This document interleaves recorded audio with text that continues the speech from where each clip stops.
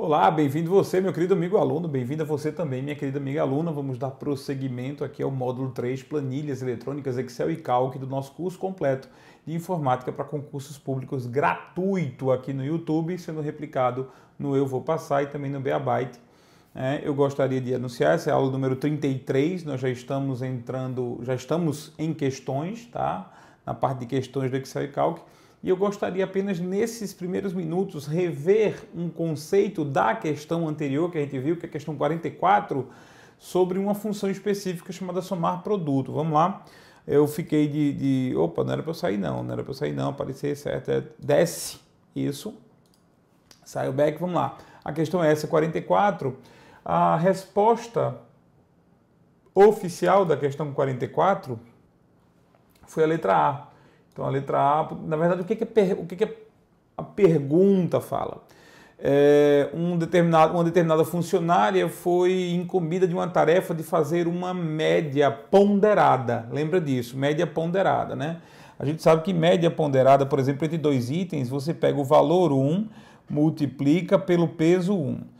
Depois soma o valor 2, multiplica pelo peso 2. E aí depois você divide tudo pela soma dos pesos, né? P1 mais P2. Então, é uma média que depende do peso, depende de um determinado valor que você atribui ao valor numérico original. Então, eu tenho aqui o preço de um computador, que foram comprados 3 computadores nesse preço, depois outro preço de computador, né? Inflação aí, né? 5 computadores foram comprados com esse preço grande. Qual é a média de preço que eu paguei por cada computador? Bom, eu vou ter que multiplicar esse por esse, e aí eu somo. E depois eu divido pela soma desses dois aqui, certo? A fórmula padrão que a gente usou foi essa aqui, certo?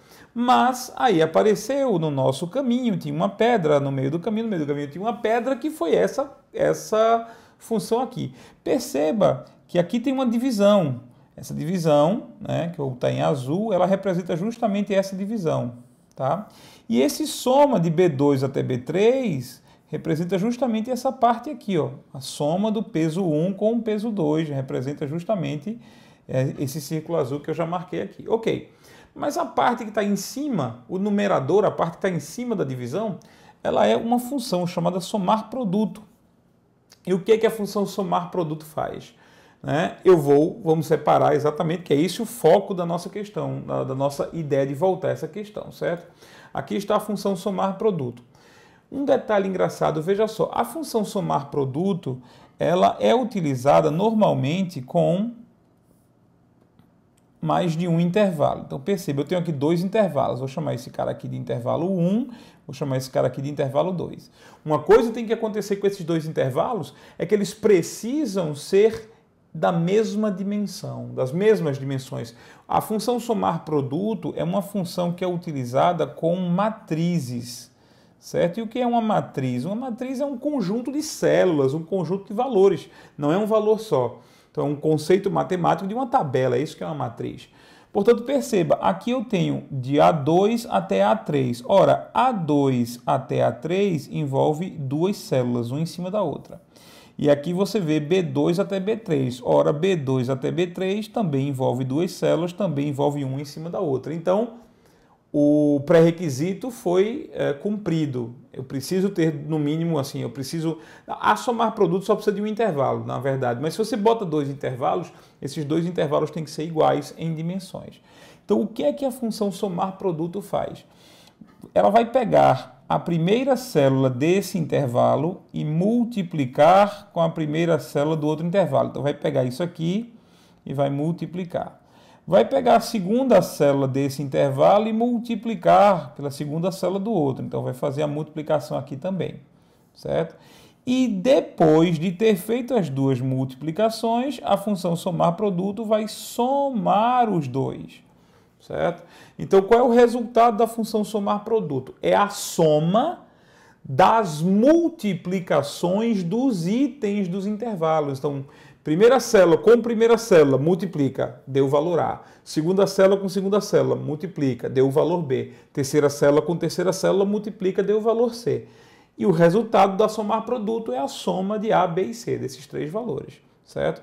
Portanto, isso aí é o que a gente precisa fazer, porque lembra, para que como é que se faz a média ponderada? A média ponderada é valor 1 vezes peso 1 mais valor 2 vezes peso 2.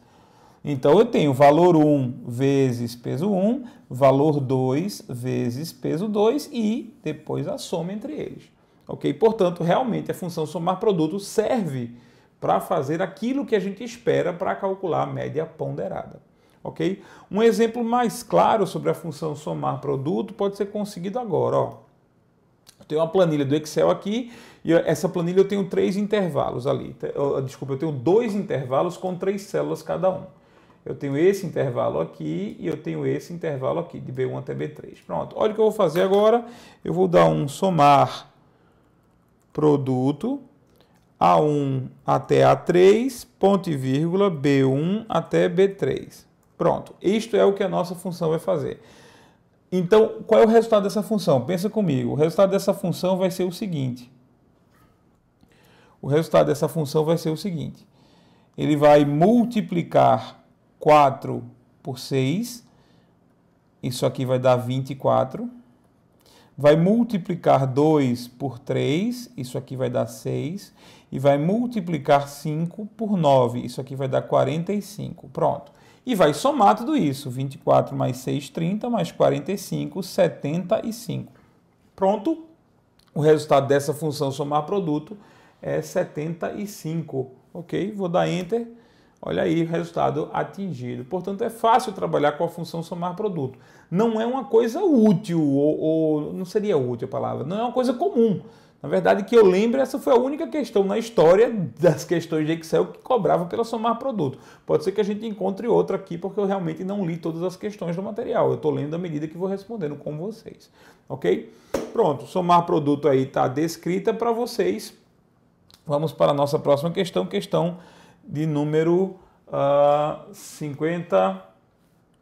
45. Por que eu fiz isso com Excel, hein? Volta aqui, pronto, aqui, certo? Agora vamos para a nossa questão de número 45, tá? Questão 45, VUNESP também. É uma pergunta bem boba. Tem um enunciado lá em cima.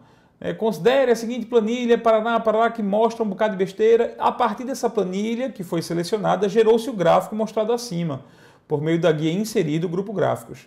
Esse gráfico é do tipo... Pronto, a pergunta é... Qual é o tipo desse gráfico, menino? Bom, o tipo desse gráfico é coluna. Agora, eu tenho duas respostas possíveis. Coluna 2D ou coluna 3D. Quer dizer, eu tenho como identificar aqui se o gráfico é de coluna 2D ou coluna 3D. E você está vendo pela foto que isso aqui não é coluna 3D, certo? Isso aqui, 3D seria se tivesse, sei lá, esse nível de profundidade aqui, né? Ó, vamos ver aqui, como se fossem prédios, né? Tridimensional. E a gente está vendo que é uma coluna que não é tridimensional. Portanto, coluna 2D é a nossa resposta. Rapidinho, fácil. A gente chegou na resposta, não demora muito. Lembra, para cima é colunas. A gente tem gráfico de barras também. Não esquece, as perguntas sobre gráficos no Excel, normalmente elas dizem respeito a você identificar qual é o tipo do gráfico, ou pelo menos indicar qual é o melhor tipo do gráfico a ser utilizado em certos casos. A gente já viu isso na aula 25, na aula própria de gráficos. Ok? Bom, me permita só um instantinho aqui rapidinho. Se você está estudando... João, eu estou estudando Excel porque eu pretendo fazer um concurso de tribunais. Bom, se você pretende fazer um concurso de tribunais, existe previsão de alguns tribunais abrirem aí nos próximos dias, né? Ao longo de 2015, claro, e também em 2016 muitos concursos de tribunais vão abrir. Eu sugiro que você dê uma passadinha em sotribunais.com.br. Nós temos cursos completos dentro do sotribunais.com.br que podem te ajudar a focar, podem te ajudar a se preparar bem para esse tipo de concurso. Então, sotribunais.com.br é um site focado em aulas para tribunais. TRE, TRT, TSE, TST, TJ, também ministérios públicos estaduais, defensorias públicas, a área geral que cobra do judiciário, você tem no sotribunais.com.br. Tá? Dá uma passada lá, você vai ter acesso a excelentes cursos, cursos muito bons, a preços também bem acessíveis em comparação com todos os demais que você vê por aí de tribunais, concursos para tribunais, ok? Então, vamos dar um prosseguimento aqui à nossa questão de número 46 agora, né? Questão 46 diz o seguinte: a planilha a seguir foi construída utilizando-se o Microsoft Excel em português. Mostra a simulação do valor economizado por uma pessoa durante um certo número de meses. Na linha 2, a pessoa economiza 200 a cada mês, por um prazo de 24 meses. Na linha 3, a pessoa economiza 300 a cada 2 meses, por um prazo de 12 meses. E na linha 4, a pessoa economiza 500 a cada 3 meses, num prazo de 6 meses.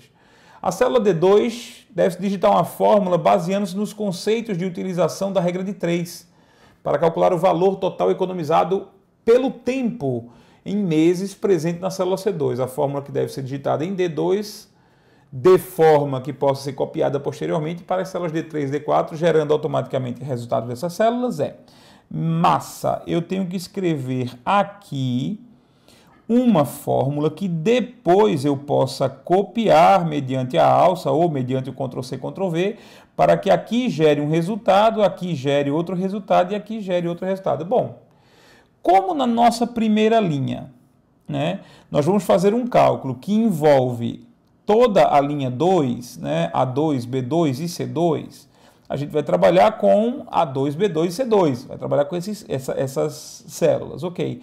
E o segredo aqui, essa expressão de forma que possa ser copiada, é porque quando ela for copiada para cá e para cá, ela tem que passar a apontar para suas respectivas células. Quer dizer, se eu escrevo A2 na primeira, na hora que eu copiar, ele tem que virar A3 na segunda, na hora que eu copiar, ele tem que virar A4 na terceira. Então, para fazer isso, é só você escrever a fórmula sem usar o cifrão. Sem usar o cifrão, não usa cifrão em lugar nenhum, a não ser que seja necessário, mas não é.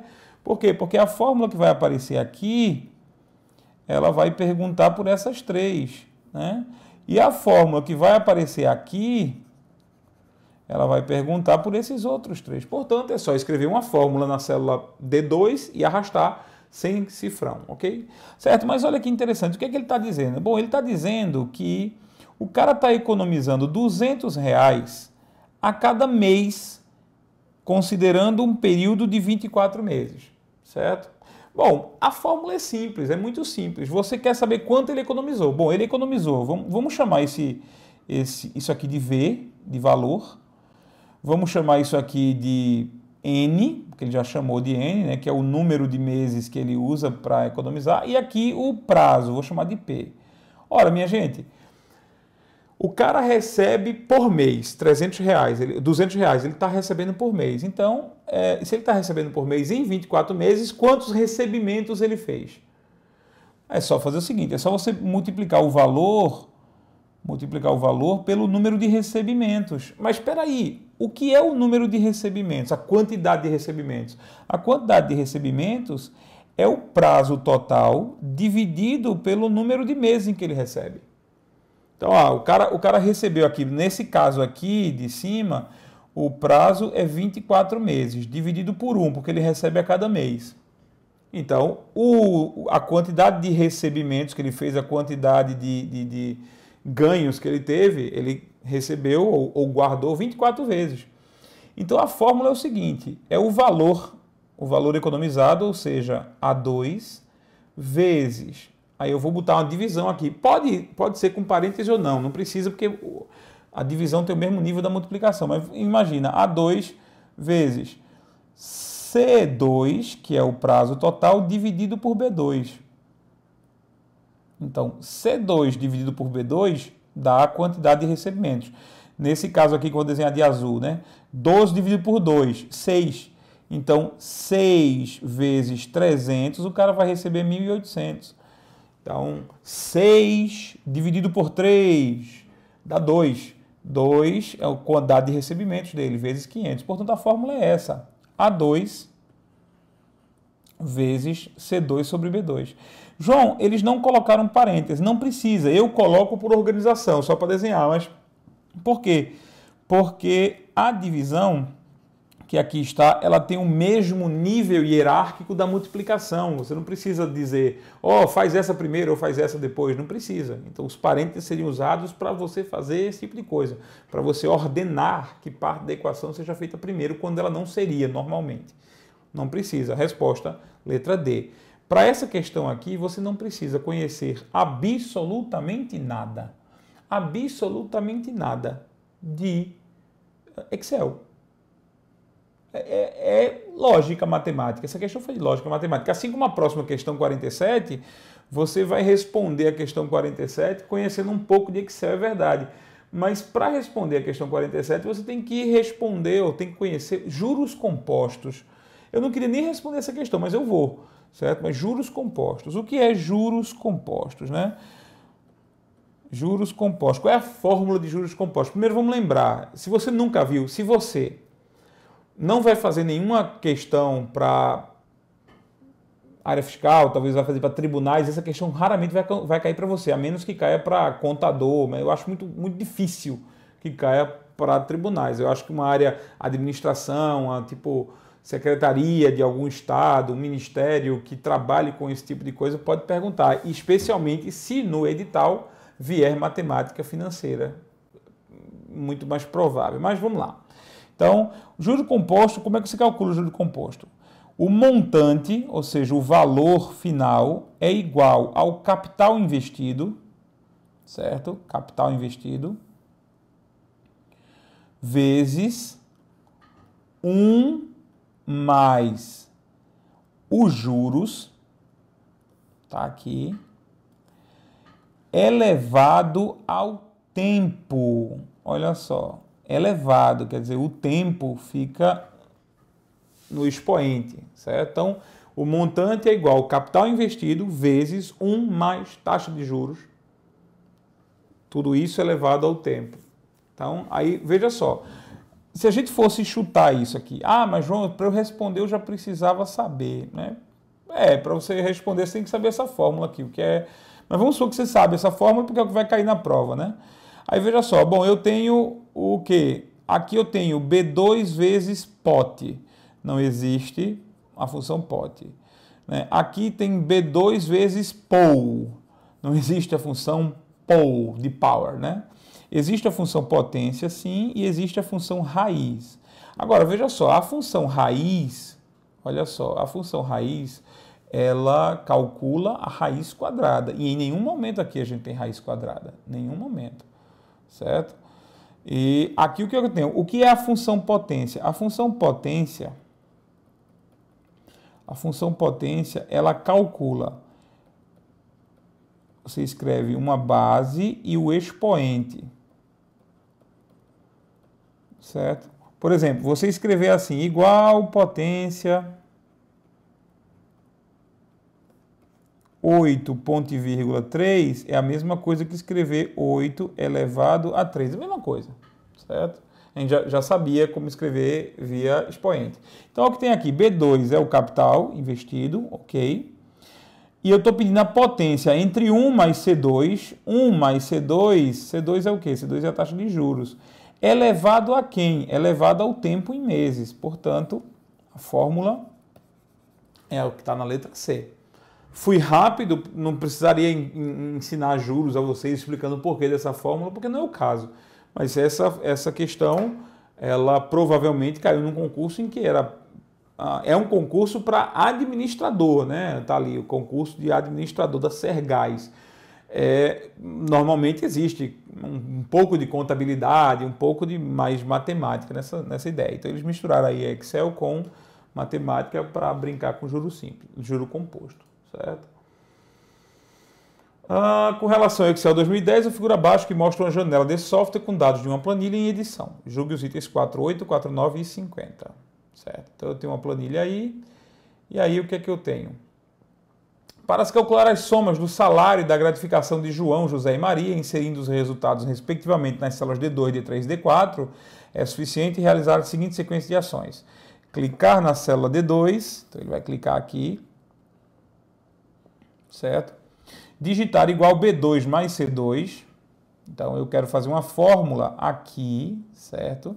igual B2 mais C2, que vai somar o 2.500 com o 200, certo?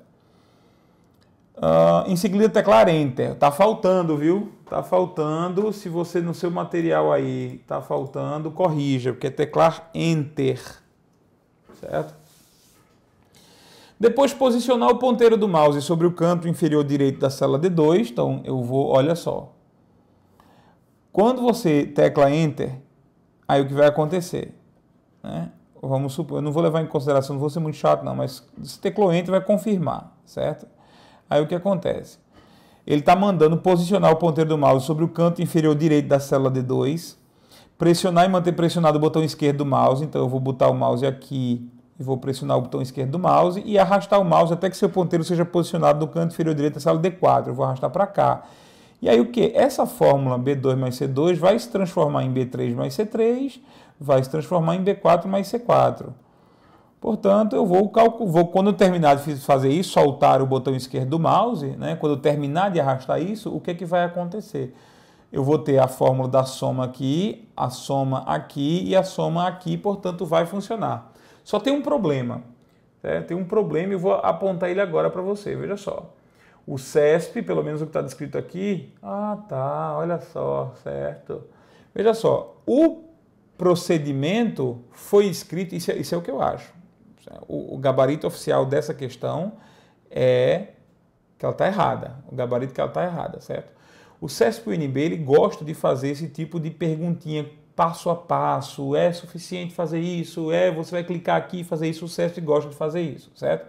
Acontece que faltou um pedaço aqui da descrição. Porque na hora que você digita o negócio e tecla Enter, a célula passa a ser selecionada de baixo. Então, a borda que rodeava a célula D2 desce. Então, faltou ele descrever aqui, clicar novamente em D2. Pronto. Faltou ele dizer isso, ó. Se ele colocasse ali naquele ponto que eu circundei, clicar novamente na célula D2, aí sim ele poderia posicionar o ponteiro do mouse sobre o canto inferior direito da célula D2. Então, o que faltou nessa questão foi isso.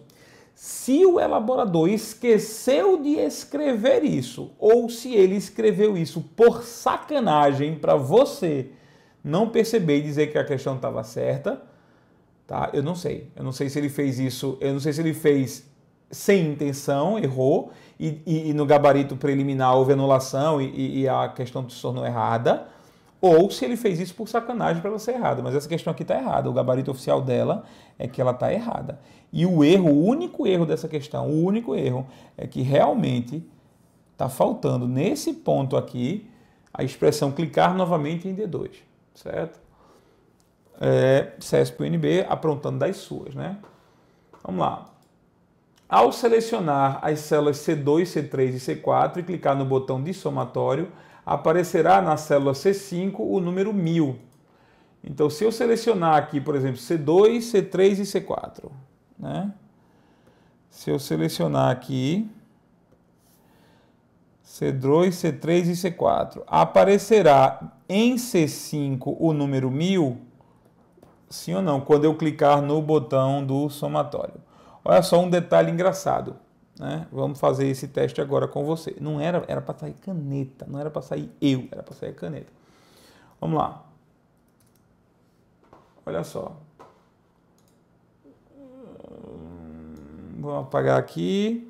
O que eu quero mostrar é só isso. 200, 300, 500. Pronto. Eu vou selecionar as três e vou clicar onde ele manda clicar. Certo? Onde é que ele manda clicar?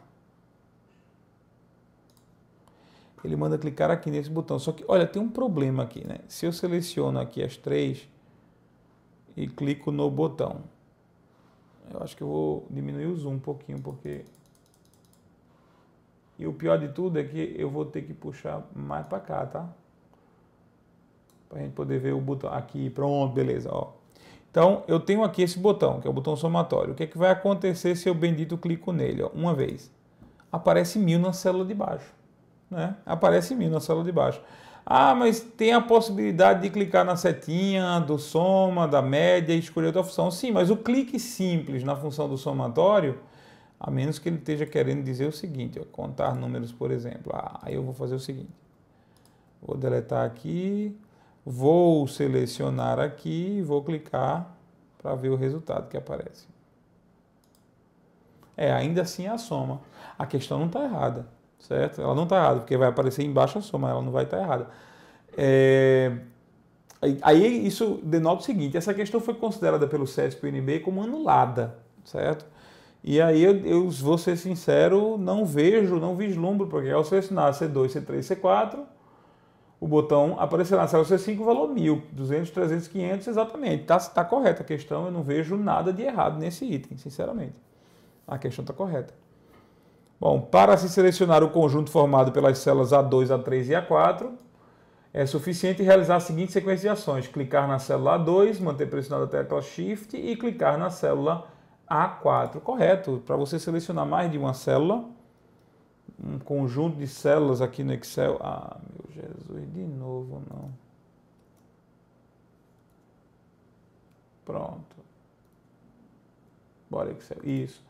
Para eu selecionar essa, Shift, essa. Pronto. Então, eu quero selecionar 3 células. Clico na primeira, seguro Shift, clico na última. Eu quero selecionar essas 3 aqui. Clico na primeira, seguro Shift e clico na última. Pronto. Então, eu posso usar a tecla Shift, segurando a tecla Shift no segundo clique. Cliquei na primeira, segurei Shift, cliquei na última.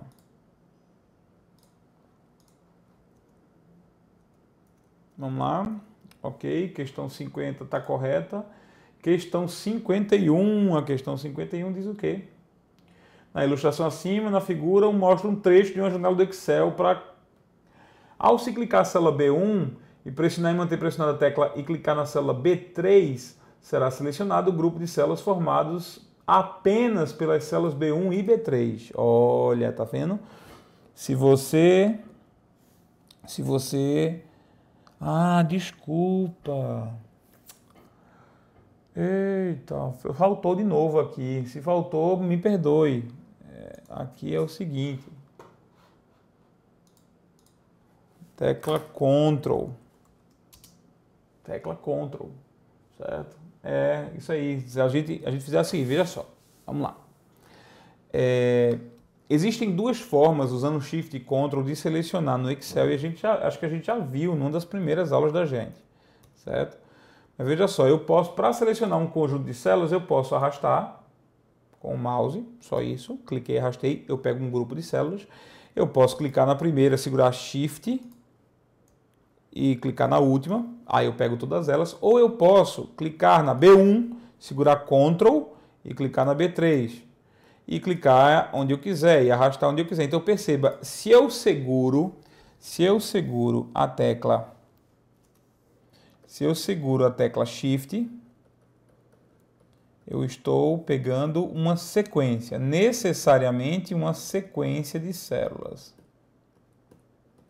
Certo? Se eu seguro a tecla Ctrl, eu vou fazer Unit-UNID. Então eu vou escolher, sou eu que escolho.